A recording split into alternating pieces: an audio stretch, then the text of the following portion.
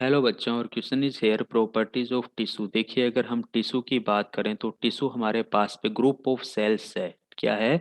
Group of sales है, या दूसरे शब्दों में हम कह सकते हैं कॉन्स्टिट्यूएंट्स ऑफ सेल्स है। ठीक है।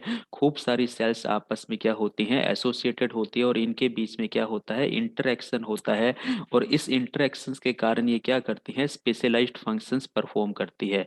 इसीलिए ये स्पेशलाइज्ड जो फंक्शंस होता है, ये किसकी प्रॉपर्टीज है हमारे पास में, टिश्यू की हमारे पास में ये क्या होती है, प्रॉपर्टीज होती है। अब एक एक करके हम हमारे स्टेटमेंट पर आते हैं।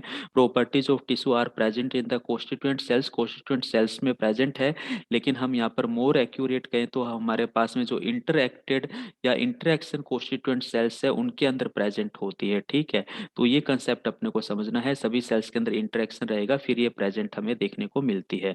वहीं हम बात करते हैं आगे नेक्स्ट स्टेटमेंट को। तो ये स्टेटमेंट तो इनकम्प्लीट है। Are due to the similar cells, similar के साथ साथ हमारे पास में डी सिमिलर सेल्स भी हो सकती हैं। हमारे पास में टू या टू से ज्यादा टाइप की सेल्स मिलकर भी टिश्यू को रिप्रेजेंट कर सकती है, तो ये ऑप्शन भी सही नहीं है।